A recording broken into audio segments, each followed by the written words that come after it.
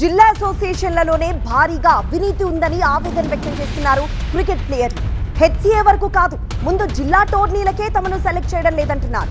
ముందుగానే 11 మందిని సెలెక్ట్ చేసి తర్వాత తూతు మంత్రంగా సెలెక్షన్స్ పెడుతున్నారంటూ ఆగ్రహం వ్యక్తం చేస్తున్నారు. ఈ విషయంపై మరిన్ని వివరాలు మా సీనియర్ కరెస్పాండెంట్ సంపత్ అందిస్తారు. ఇటు గ్రామీణ పట్టణ ప్రాంతాల్లో ప్రతిభ ఉన్నప్పటికీ చాలామంది క్రికెటర్లకి సెలెక్ట్ కావట్లేదు. కేవలం హైదరాబాద్కి మాత్రమే పరిమితం అవుతున్నారు. ఇప్పటికే హెచ్సిఏ మీద అనేకమైన అవినీతి అక్రమాలు వచ్చాయి. క్రికెటర్స్ ఉన్న వాటితోనే ఒకసారి మాట్లాడుతాను. అంటే ముఖ్యంగా హెచ్సిఏ జరుగుతున్న అనేకమైన అవినీతి అక్రమాలు జరుగుతున్నాయి. కేవలం హైదరాబాద్కి మాత్రమే క్రికెట్ పరిమితం అవుతుంది. మీలాంటి చాలా పొద్దంతా కష్టపడి క్రికెట్ ఆడుతున్నప్పటికీ మిమ్మల్ని ఎందుకు సెలెక్ట్ చేసుకోవట్లేదు? సెలెక్ట్ చేసుకున్న విషయం మీకు తెలుస్తుందా తెలియట్లేదా? ముందుగా ఇది సెలక్షన్స్ ఇక్కడ లోకల్ డిస్ట్రిక్ట్ అసోసియేషన్స్ ఏవైతే ఉన్నాయో వాటి నుంచి ప్రక్షాళన అనేది జరగాలి. ఇప్పుడు హైదరాబాద్ అసోసియేషన్ క్రికెట్ అసోసియేషన్ దగ్గరనే కాకుండా ఈ లోకల్ బాడీస్ అన్నీ కూడా ఇలాంటి ఏమంటారు వాళ్ళ ఫేవరెటిజం చూపించుకుంటా, వాళ్ళకి ఎవరైతే డబ్బు ఇస్తారో వాళ్ళ ప్లేయర్స్ని మాత్రమే సెలెక్ట్ చేసుకుంటా. ఎంతోమంది టాలెంటెడ్ ప్లేయర్స్ ఇక్కడ ఉన్నా కూడా అట్లీస్ట్ డిస్ట్రిక్ట్ క్రికెట్ కూడా ఆడలేని పొజిషన్లోకి వాళ్ళు వెళ్ళిపోయారు. ఎన్నోసార్లు సెలెక్షన్స్ అవుతాయి. రీసెంట్గా కూడా ఒక సెలెక్షన్ అయింది కేడీసీఏ కరీంనగర్లో. Already 11-12 players already fixed players ఉంటారు. 100 మెంబర్స్కి ఓపెనింగ్స్ అని చెప్పి పెడతారు. వాళ్ళు వస్తారు, 2 బాల్ వేస్తాడు, వెళ్ళిపోతాడు. ఎవరిని కూడా సెలెక్ట్ చేయరు. మొన్న మీరు లిస్ట్ తీయండి, మొన్న జరిగిన సెలెక్షన్స్లో ఒక ప్లేయర్ సెలెక్ట్ అయ్యిండు ఆల్రెడీ మొత్తం లిస్టులోకి వెళ్ళి. 12 మెంబర్స్ ఆల్రెడీ ఫిక్స్డ్ ఉన్నారు. ఇలాంటి పొజిషన్లు ఉన్నప్పుడు మంచి ఒక టాలెంట్ ఉన్న క్రికెటర్ నెక్స్ట్ లెవెల్కి వెళ్ళాలని అనుకుంటే వాళ్ళకి ఆపర్చునిటీస్ ఎక్కడ? ఫస్ట్ ఇక్కడ లోకల్ లెవెల్ నుంచి ఇస్తేనే వాడు నెక్స్ట్ హైదరాబాద్ లెవెల్కి వెళ్ళి ఆడగలుగుతారు. కరీంనగర్ మొత్తం టౌన్లో మీరు చూస్తే ఒక క్రికెట్ గ్రౌండ్ కూడా లేదు.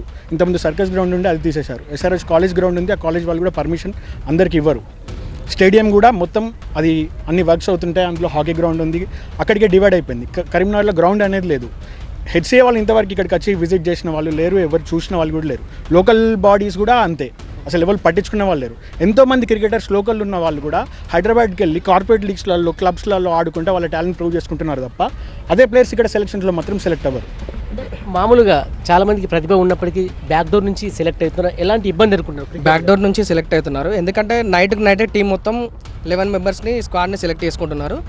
మార్నింగ్ వచ్చేసరికి అందరికీ సెలెక్షన్స్ ఉంటాయని ఒక పేపర్ ప్రకటన ఇవ్వడం జరుగుతుంది. తీరా వెళ్ళేసరికి అందరం పాల్గొన్న తర్వాత తెలిసేందంటే అందులో already fixed members 11 members already fix అయిపోతారు. 15 to 20 మెంబర్స్ని తీసుకుంటారు. 11 మెంబర్స్ ఆల్రెడీ సెలెక్ట్ అయిపోయి ఉంటారు. దీనివల్ల మాకు కూడా అవకాశం తక్కువగా ఉంటుంది. మేము పాల్గొంటున్నాం, మా దగ్గర కూడా ప్రతిభ ఉంది, కానీ మమ్మల్ని ఎవరు గుర్తించడం లేదు. ప్రతిభ ఉన్నా కూడా వాళ్ళ దగ్గర నుంచి కనబరిచే ప్రతిభ ఉంది, కానీ ఎవరి దగ్గర కనబరచాలి, ఎవరు కోచెస్ కూడా రావడం లేదు, నేర్పించే వాళ్ళ ప్లాట్ఫామ్ లేదు. మంచి ప్లాట్ఫామ్ దొరికితే వాళ్ళు కూడా ముందుకు రావాల్సే అవకాశం ఉంటుంది. మీరు చూడండి, చాలా మంది వస్తారు. ఇప్పుడు ఇక్కడ మీరు ఎస్ఆర్ఆర్కి వెళ్తే చాలా మంది వస్తారు. ఒక ప్లెంటీ ఆఫ్ మెంబర్స్ వచ్చినా అక్కడ ఆల్రెడీ 11 ఫిక్స్డ్ ఉంటారు. మిగతా ఎవరైతే ఉంటారో ఒక 100 మెంబర్స్ బౌలింగ్ చేస్తే, ఒక 100 మెంబర్స్ బ్యాటింగ్ చేస్తే అందులో నుంచి ఒకరిని ఇద్దరు తీసుకుంటారు అంతే. గ్రామీణ ప్రాంతాలు కూడా చాలా మంది క్రికెట్ అద్భుతంగా ఆడుతున్నప్పటికీ వారిని కూడా ఎవరు పట్టించుకోలేదు. ఇప్పటికైనా ప్రభుత్వం పట్టించుకుని ఎవరైతే ప్రతిభకు సంబంధించిన క్రికెటర్లకి సరైన ప్రాధాన్యత ఇవ్వాలంటూ కూడా క్రికెటర్లు కోరుతున్నారు. కెమెరా పర్సన్ సలీంతో సంపత్, TV9 కరీంనగర్.